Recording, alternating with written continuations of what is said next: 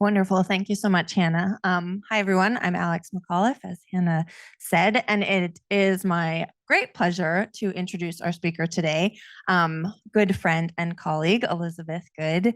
And I'm very excited for Elizabeth's research because she continues our conversation on investigating the conditions under which we see women able to, or we're able to see provisions for women in outcomes of negotiated agreements. So I'm very thrilled for her talk today, and as it fits in with the arc of our speaker series.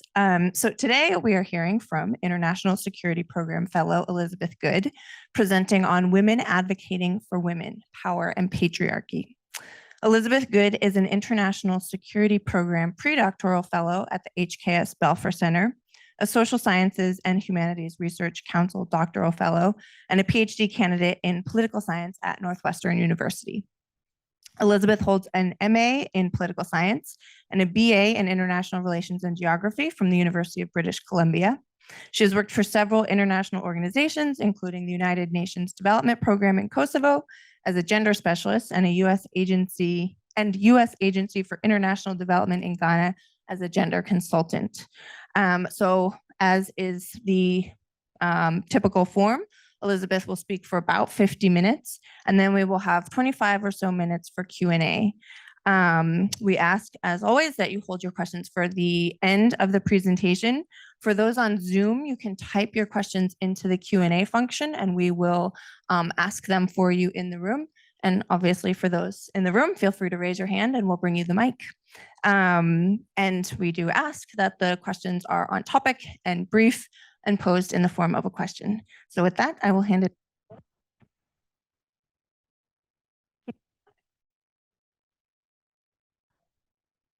For that introduction, and a big thank you particularly to Laura for coordinating everything. Is the mic working? Is that okay?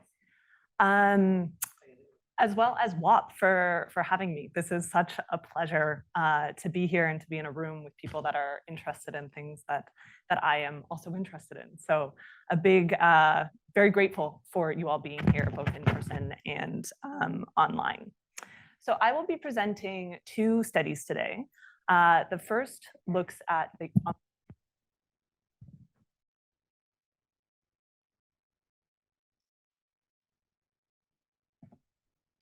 is that okay? So the first study, there we go.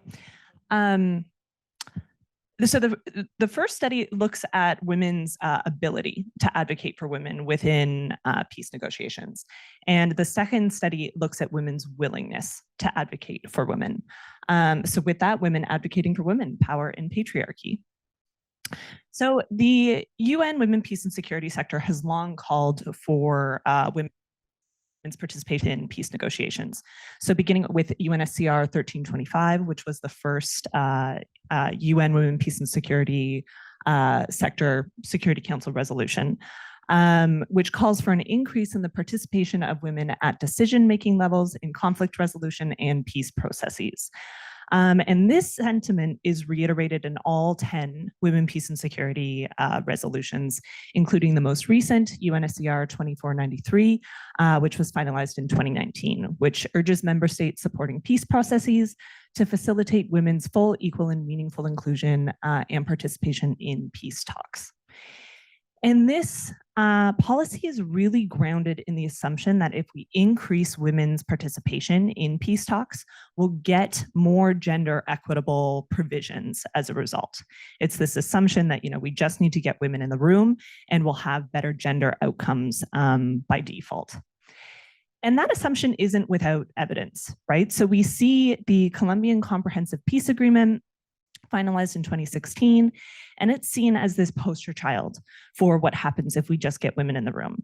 So 33% of signatories were women, 5% of negotiators were women, and the agreement itself contains over 100 provisions for women, many of which explicitly referred to women's experience during conflict. I don't say that this is a perfect agreement, and Elizabeth Corridor, who I believe is speaking next week, will discuss that in more detail, but it is held up by the international community as this example of, if we get women in the room, we'll get this really like pro-women, pro-feminist final agreement. But that isn't always the case. So the National Reconciliation Commission-led initiative in Somalia, finalized in 2007, also involved women. So women were 9% of negotiators were women, 3% of signatories were women, and the agreement doesn't contain any provisions for women. I do not hold these two up as a comparison case study. I think that there are fundamentally different contexts happening, different cultures, as well as the substance of the agreement is quite different. So this isn't saying, why was Colombia quote unquote successful compared to Somalia, but rather highlighting that simply having women in the room is not this silver bullet for provisions for women included in final agreements. And so that brings me to my research question, which is, what is the relationship between women's involvement in peace negotiations and the likelihood that these agreements contain explicit provisions for women? And kind of the broader scope of that same question is, what is the relationship between women's descriptive and substantive representation? And I'll get to the definition of those two things momentarily. And I go on to ask, how does power influence this relationship? Does the position held by women delegates matter? Is it simply having women in the room in observer positions, or do we really need women in decision-making, powerful roles? But why does this matter? Why should we be interested in this in the first place? So like I mentioned on the very outset of the talk, there's this assumption that, if we increase women in the room, we'll get these very pro-women final agreements. And so empirically testing this assumption gives it teeth if it finds out, this assumption is accurate. And if there are certain caveats to that, that allows us to integrate that into policy, so to better develop policy that advocates for women. As well as the fact that peace agreements are considered windows of opportunity, to use Miriam Anderson's terminology, who spoke a couple weeks ago. It's this idea that peace agreements offer women a chance to formalize economic, political, and social rights. And so understanding how women are leveraging this window of opportunity, I think, gives us insight into how gender equality is developing in post-conflict settings. And then lastly, I think findings are applicable to gender negotiation more broadly. I hope that we can take findings and apply them to public and private settings or higher education, and apply them to, the policy that is most relevant to your lives. So to make sure we're all on the same page, descriptive representation is the idea that an individual with specific identifiers represents a broader population with those same identities. So this is the idea that a woman in Congress will represent women. Substantive representation, on the other hand, is an individual with these specific identifiers advocates on behalf of that broader population. So this is the idea that a woman in Congress will be advocating for family leave policy or gender equal pay, those sorts of things. And often substantive representation is empirically measured through the passing of certain policy or advocating for certain policy. And critical mass theory links the two. So this is the idea that the more women we have in the room, descriptive representation, the more likely we are to get women-specific policy, substantive representation. But critical mass theory assumes two things. So the first is that women delegates are willing to advocate for provisions for women. And the second is that this willingness is sufficient to influence agreement outcomes. And this study takes aim with this second assumption. So I hypothesize that in addition to willingness, women's substantive representation also necessitates ability. Women need to have the power to influence these negotiation outcomes. An example of this is, the Uber driver and the CEO do not have the same influence over Uber policy. And the solution is not to simply increase the number of drivers in the room. If we're not paying attention to that power differential between the driver and the CEO, we're not understanding the full picture here. And so I think it's important to account for power and to understanding how these negotiations are turning out. So I measure descriptive representation as the percentage of women delegates in track 1 negotiations. These are the formal high-level talks. And so I do that by pulling all 116 comprehensive peace agreements finalized between 1990 and 2021 from PAX, or PAX dataset, which was created by Bell et al. Christine Bell spoke last week. And I read these 116 agreements and pull out every name that was involved or mentioned in them. And I code these 2,299 delegates spread across the 116 agreements for gender and the role that they held. I'm happy to talk about how I did that in more detail if of interest to people during the Q&A. So substantive representation is provisions for women. And I take a binary text as data approach to this. So if an agreement mentions women, girls, widows, mothers, sexual violence, gender violence, UNSC 1325, or CEDA, which is the Convention to End Discrimination Against Women, if an agreement mentions any of these things, it's coded as a 1. If it does not, it's coded as a 0. And I take this approach because this offers the widest possible net to cast for what could be considered a provision for women. So this is a transnational study over 30 years. And so to assume that women in 2007 in Somalia are asking for or fighting for the same thing as women in 2016 in Colombia feels a little risky. And so as opposed to taking an issue-based approach, I'm taking this text as data approach. And I think that there are costs to this. So to gain as much breadth as possible, I do lose depth. So an agreement that mentions women once is coded 1, but so is an agreement that has a full detailed implementation action plan.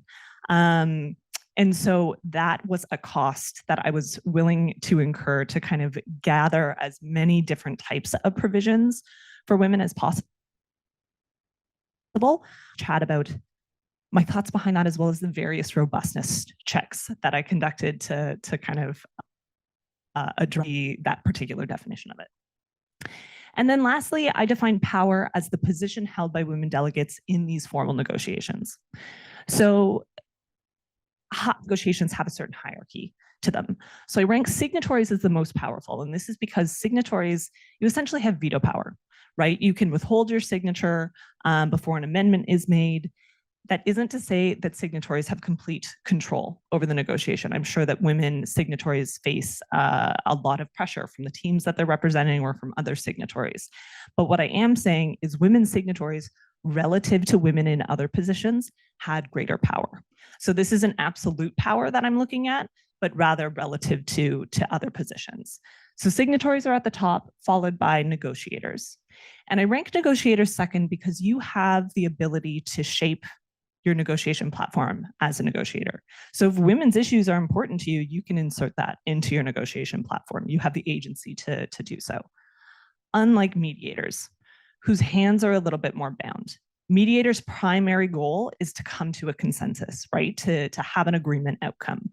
And so as a result, even if they come to the table with their own personal agenda, a lot of that is sacrificed to make sure that an agreement is actually reached.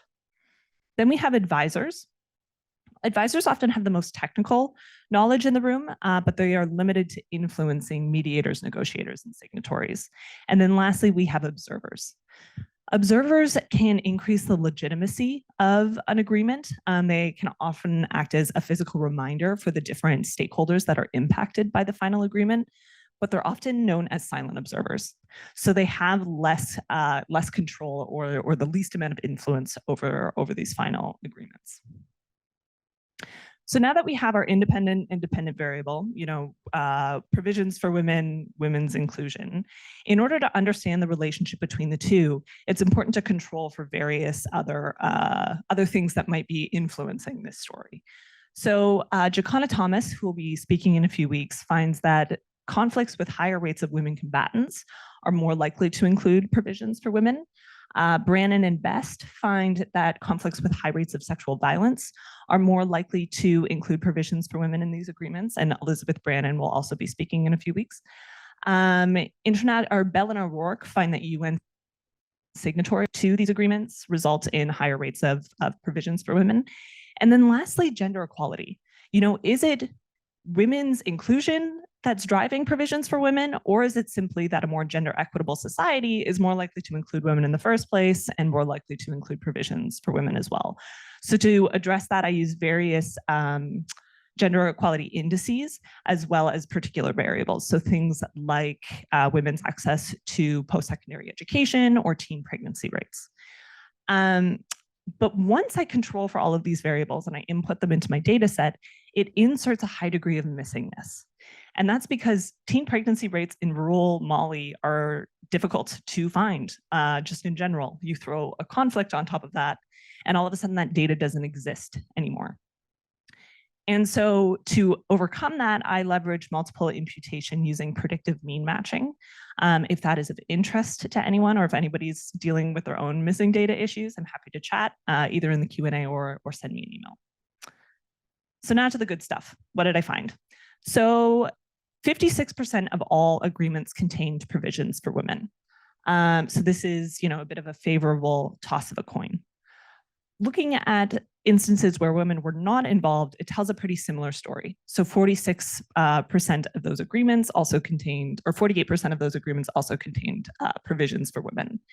However, when looking at instances when women were involved, we find 72% of those agreements contain provisions for women compared to the 28% of agreements where women were in the room, but there were no provisions for women. And so this descriptive data suggests that there is a relationship, right, between women's involvement and provisions for women. So then how did the statistics kind of back this up? So I find increasing the percentage of women delegates increases the likelihood that an agreement contains provisions for women. And so along this horizontal axis, we see a percentage of women delegates involved, starting from 0 in the far left, moving to a little over 20%. And the blue line indicates the likelihood that an agreement is to contain provisions for women. And so we can see a positive trajectory. More women, more likely an agreement will contain provisions. But breaking this down based on position held by women, right? Because this is what we're interested in, power, the ability to advocate for women. I find that women's signatories is positively correlated to provisions for women. So if women are in signatory positions, it's more likely that these agreements are to contain provisions for women. But the thing that's interesting here is that there is no correlation between women negotiator, mediator, or observers. And so this is the idea that women need to be in positions of power. It is not simply enough to have women in the room, regardless of the position. We need to be taking decision-making positions into account in future policy. And so the summary or the take-home points from this study is that women's involvement does increase the likelihood that agreement contains provisions for women. There's that relationship between descriptive and substantive representation. It's supporting critical mass theory. But women need to hold positions of power.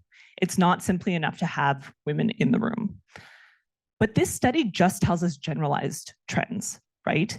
It tells us that while women are more likely to advocate for women compared to men, we all know that women have the ability to advocate for anything.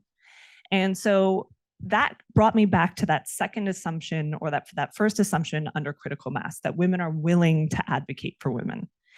And I questioned if there were contexts in which women were potentially more willing to advocate for women in certain scenarios than others. And so that brings me to my second study. The research question is, how does the gender composition of a group influence women's willingness to advocate for women?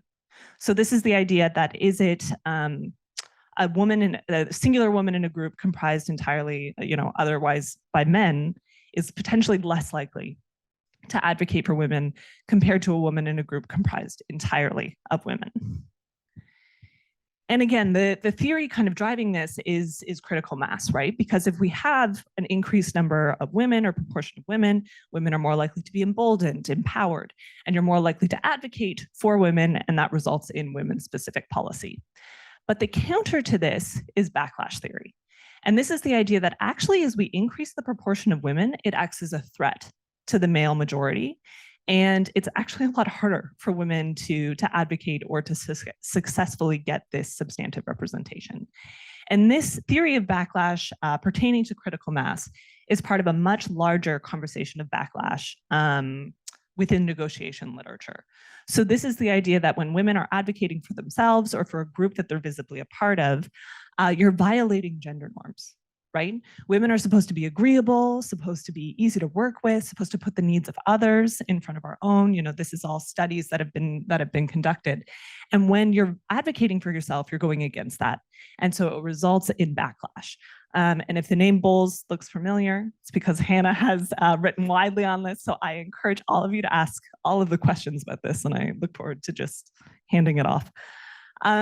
So to test this research question, again, does the gender composition of the group influence women's likelihood to advocate for women? I turn to an experimental design. So I get 165 undergraduate students and I divide them across 45 different focus groups. My sample is comprised of 64% women, 35% men, 1% non-binary, and it's about a 50-50 split between white participants and participants of color. So I ask participants to rank order a list of 10 societal issues from most to least important. And these societal issues are pulled from peace negotiations. So they're general categories that peace negotiations are often factored into or encompassed into peace negotiations. So these are not specific policy rank orders. I'm not asking participants to rank order access to reproductive health. And I did this because I was concerned about perception. You know, does the participant potentially perceive something as women's issues and I, as the researcher, do not, and there's a miscoding there.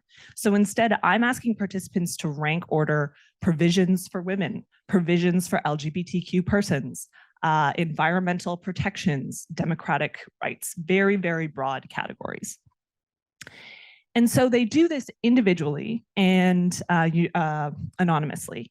And this is considered their baseline survey, right? This is their personal held beliefs, their personal rank order.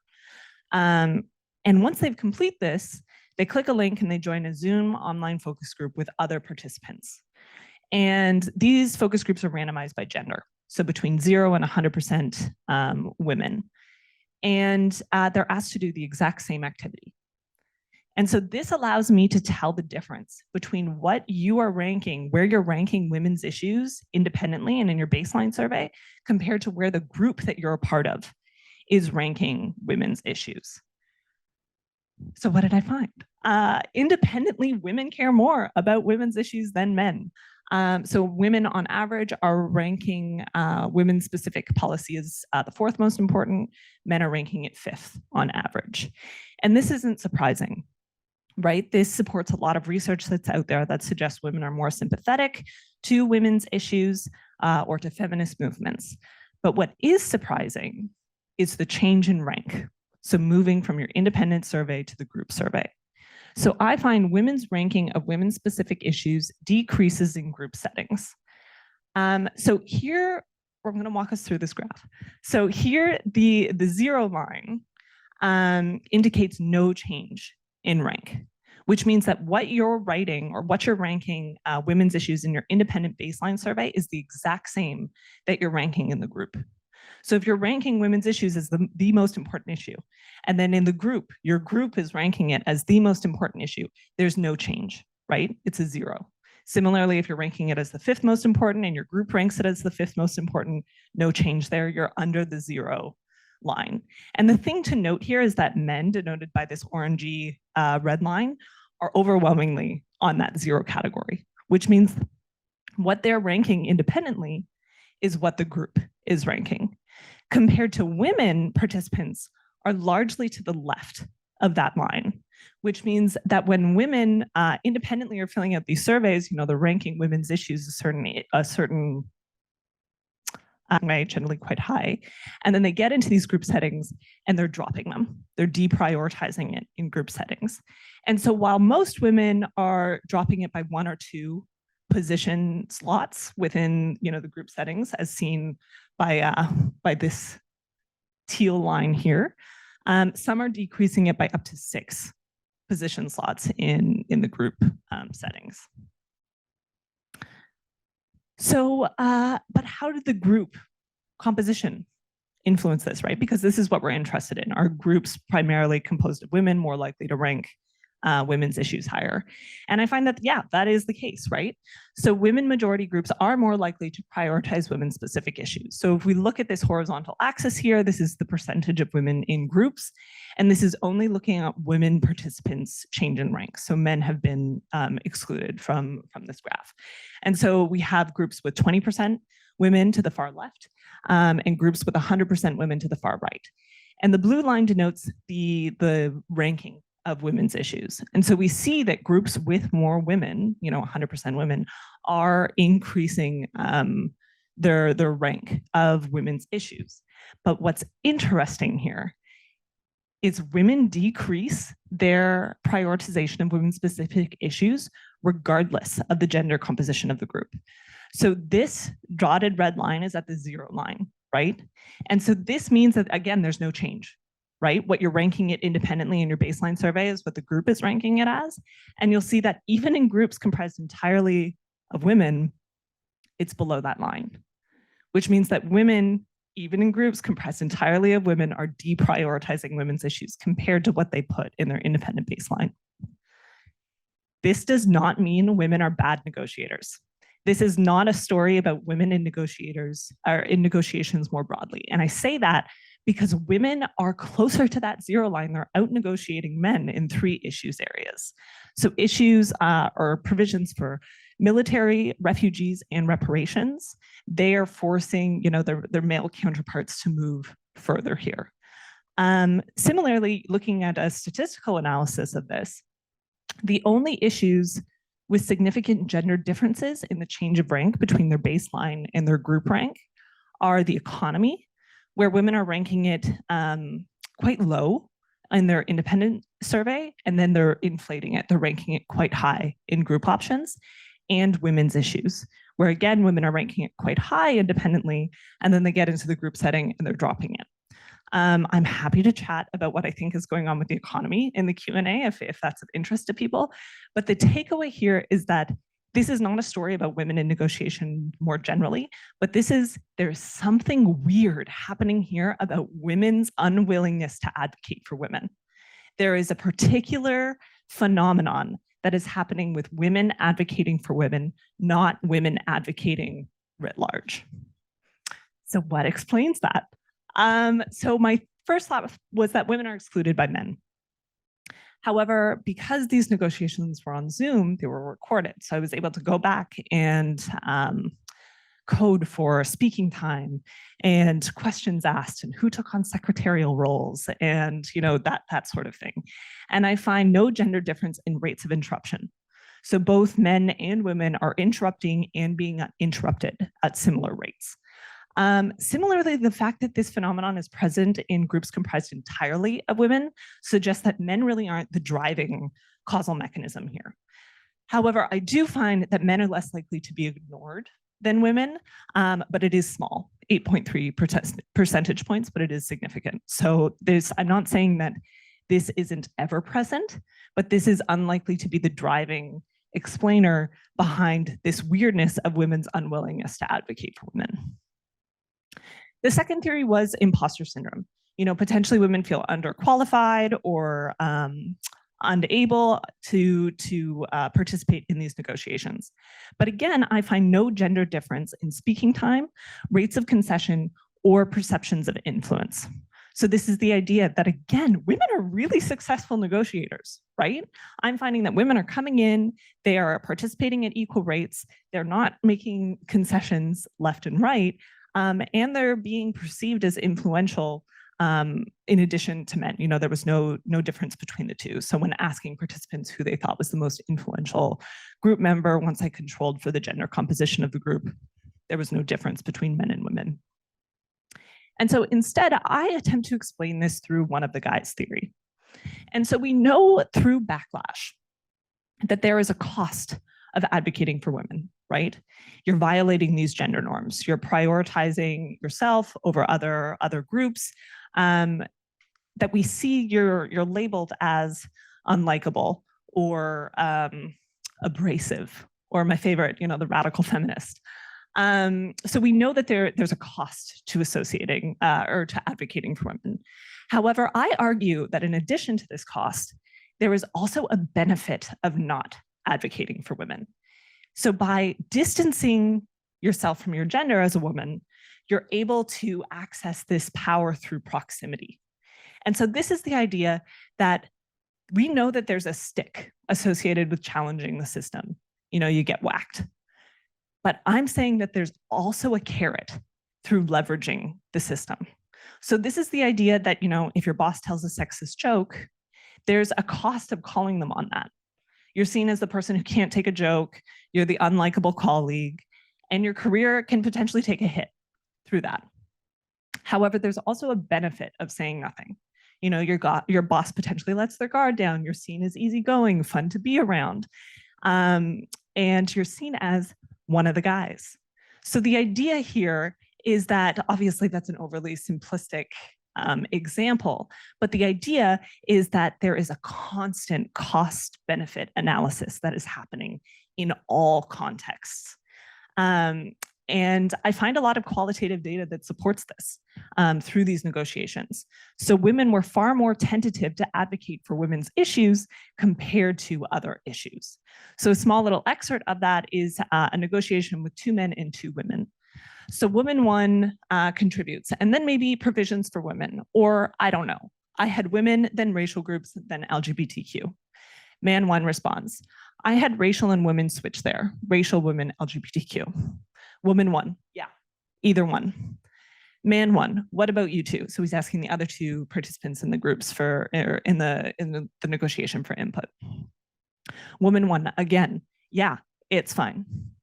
Man 2, what order do we choose again so I can make sure I have the same thing, right? Because they need to have a unanimous rank order.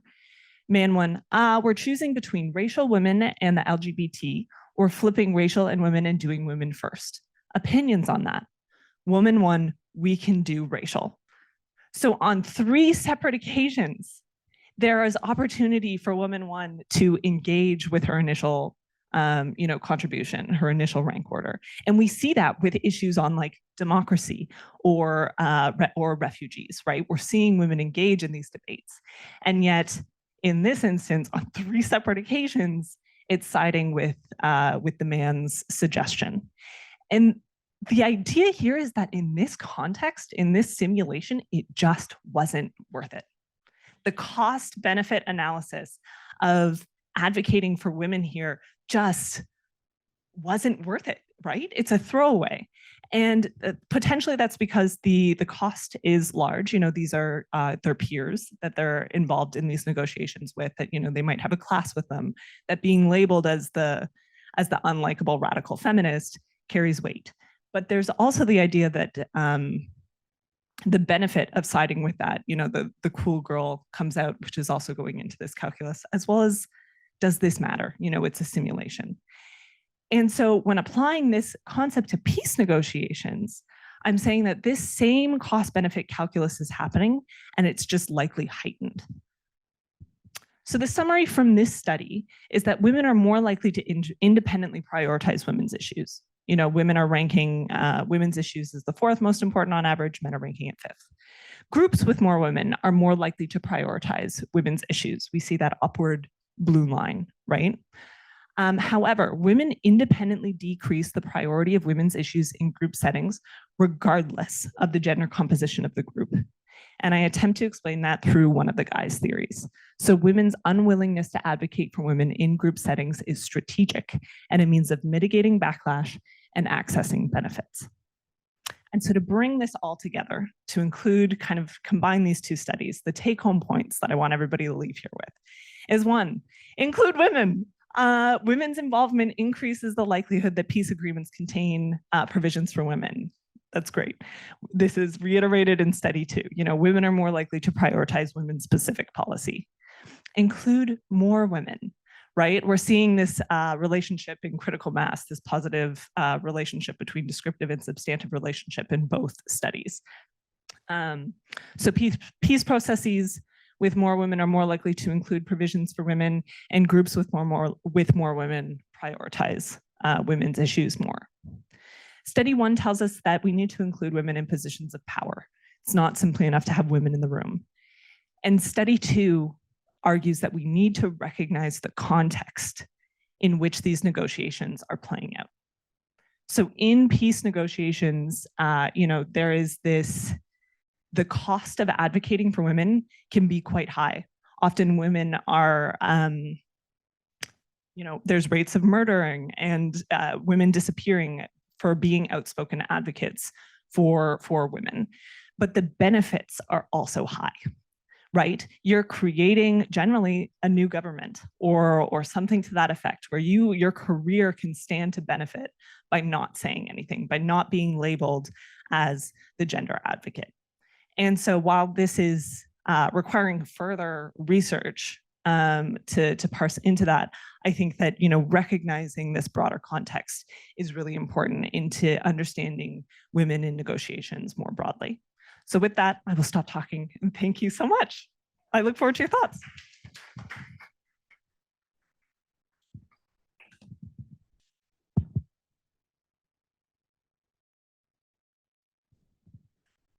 Questions in the room? 2 minutes.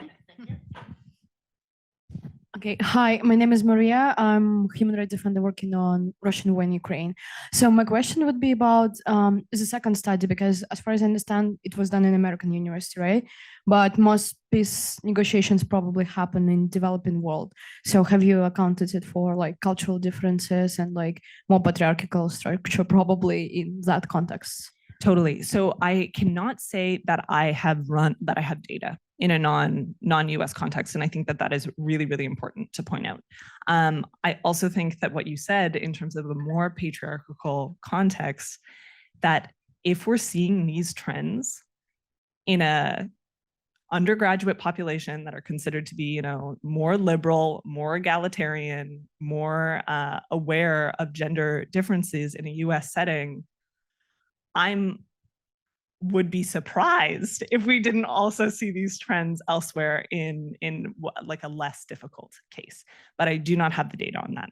And that is definitely something that I look forward to looking into further. Yeah, that's a great question.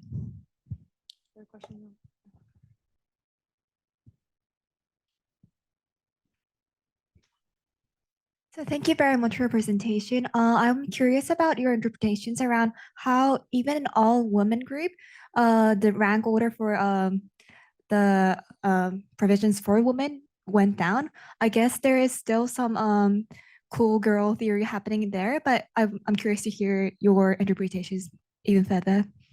Yeah, thanks so much. So this was, to me, the most surprising finding, right?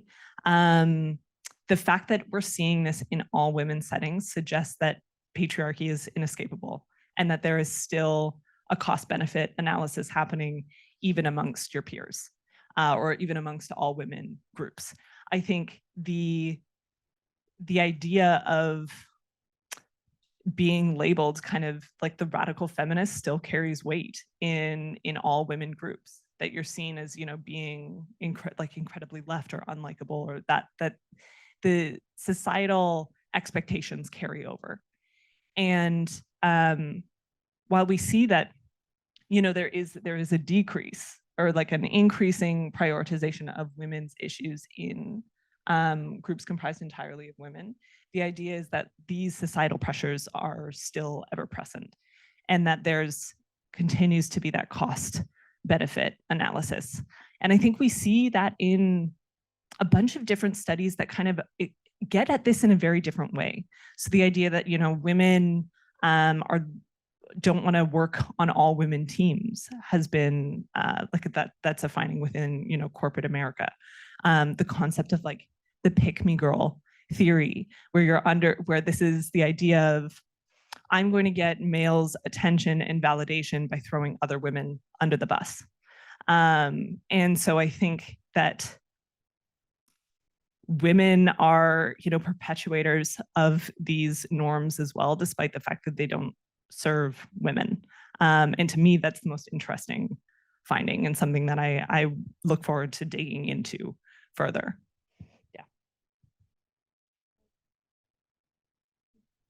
Thank you so much for this presentation. It was really nice. A wonderful job. Thank you.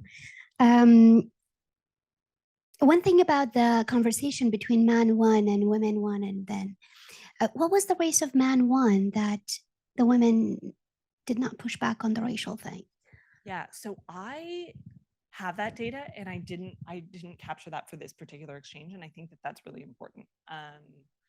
The exchange between the two isn't to highlight that, you know, gender should be more important than race. You know, an intersectional approach to all things is incredibly important. But that's a great question and something that I'll dive into more. I think that that's a wonderful insight. Thank you for that. We have a couple questions coming in online. Rosalind asks, would you say that men are prioritizing women too, since the range between what men and women were prioritizing didn't seem too wide? And then also, what about the impact of men as allies for women comparing to women advocating for themselves? Yeah, I love that question. So using like the student population, I did find that men, you know, weren't putting women last, right? It was within the running. On average, they're ranking it 5th most important. So right smack dab in the middle. So this isn't saying, I question how that would pan out in a more public sample, which is something that, you know, future research I would like to look into. But yeah, I think male allies are incredibly important. I think that this is a huge part of the gender equality story, is how do we engage men in these type of things. I have not run or look at the role of men championing women in particular negotiations, and that I think is a fun, you know, future research agenda. I know some have looked at this. I think Elizabeth Brannon potentially wrote a piece, but I could be misspeaking there. But I think that that's a great question and something I should look into further. Okay, well, now that we had one online question, they're all pouring in. So if there's somebody in the room, just raise your hand. But for now, I'll keep going through the online questions. Next, from an anonymous attendee, we have, does your study also consider any recommendations to avoid backlash in this context? Yeah, so I think this study shows that, you know, if we're increasing the proportion of women that backlash is mitigated, right? The prioritization of women increases as we're increasing the proportion of women within these groups. I also think suggesting from study 1 that if women are in positions of power, that this can potentially mitigate that. However, that hasn't been tested in an experimental context. So I think there are definitely, you know, increasing proportions of women, making sure that it's not one woman in a room with other men, as well as increasing the clearly defined power within those positions can potentially be helpful. But again, that's something that I look forward to looking into. So many research agendas from this Q&A. Thank you so much. They keep coming. From Shulin, we have, thank you so much for sharing these important findings. And this is about the kind of term labeling of radical feminist.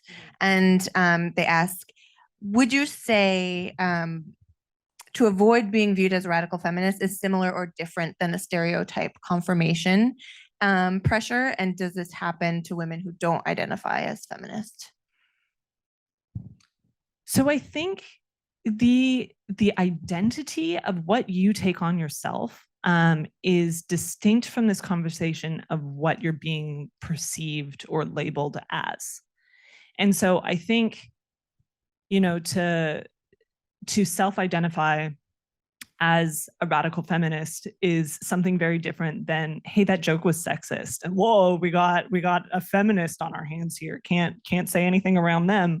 Like, that's a very different exchange. That's a very different context, right? So in terms of the backlash, I think that was the frame in which I was using it, but I don't know if that answered the question fully. I think so. Oh, great. I love when that happens. If not, they can pop Okay, back perfect. into the Please, Q&A please pop and, back and in the follow chat. up. Yeah. Speaking of popping back up, Rosalind said, thank you very much for an excellent answer and an awesome presentation. Thank you, Rosalind. We also have from an anonymous attendee, how to promote women in their diversity at each step, because I think they're women, but they also have a lot of identities too, race, class, LGBTQ, ability, all those things. Yeah, 100%. So I think that women, peace, and security sector is just kind of beginning to grapple with like an intersectional approach to women's inclusion in peace negotiations. And I think that that's largely because there are still just so few women. You know, like 7% of known track 1 delegates were women. And so parsing out a broader understanding of identity and you know, how these different how diversity plays in that is really important. And it's also very difficult to build a model around that when you have just such few numbers. So I think that that lends itself really well to qualitative case study research, and is definitely something to look into further, particularly the divide between local women versus women representing organizations like the UN or NATO, or, you know, a third state moderator. So Norway is really heavily involved in a lot of negotiations. So, you know, does that identity of a woman in a room, you know, with a UN backing differentiate between a woman representing women's civil society organizations, you know, on the ground where the conflict is occurring? I think, yes, that those are two very different power dynamics, right? And that's a different way of defining and conceptualizing power. So I think that that's also important to look into, as well as diversity in terms of other factors of identity more broadly. Fantastic. And to continue growing your research agenda, an experimental question for you from Miriam Anderson. In a peace negotiation, those at the talks would be accountable to a constituency. And do you have any thoughts on how you might design an experiment that could maybe account for this dynamic, this two-level game situation in negotiations and constituency representation? Yeah, I think, I mean, I'm toying with this idea of like pre-assigned roles. I think would be really interesting to see, kind of like if you're backing a certain facet within these, you know, simulations. But that's something to continue to fiddle with. Miriam, if you're interested in that, let's chat. And while people think of more questions, we just have a note from our friend Nicole over at PON, who says, wonderful presentation, and she's thrilled to thank you so much, Nicole, about your research. Other questions, people in the room or online? Well, oh. I was wondering if I could put out an idea building on the idea that you had about constituencies, building on Miriam Anderson's question. So one of the things that we are hearing from some of the earlier speakers, and what seems to be evident from case studies, is that the strength of women in civil society, like outside of the context of the political context, outside of the specific context, the specific situation of the negotiation, seems to matter. So could you think about how you might manipulate something like that to demonstrate broader political will? Because, say, just being in charge of the women's party or the women's coalition, if the women's coalition doesn't have that much strength in society, is probably going to be very different than if there's a highly mobilized representation, influence of women within the society. Yeah, that's a great point. And case study research has really looked into that. So the Philippines, for instance, is this example of like really strong women's grassroots movements leading to really strong representation within peace negotiations. A way to do that transnationally gets difficult because then you're wading into how are we conceptualizing track 2 negotiations? How are we recording that in different ways? I have a couple different ideas about how to do that, as well as tapping into other data that's already looking at that. So Laurel Weldon at Simon Fraser University has the Feminist Mobilization Index, which could be a potential means to, overlay that with delegate data and to try and figure out if grassroots influences women's participation as well as power within these negotiations. I am also questioning how much these grassroots movements and women's strong civil society presence and power on the ground influences what position women are in. Right? So is it the fact that, okay, well, the UN are involved, women should be included, we'll throw it a bone, women are in observer positions, you're in the room, be grateful. Versus a place with very strong women civil society organization pressure and political agency, are they pushing to have a woman in a signatory role? So that's looking, one step back on that causal chain that I think would be really interesting to explore.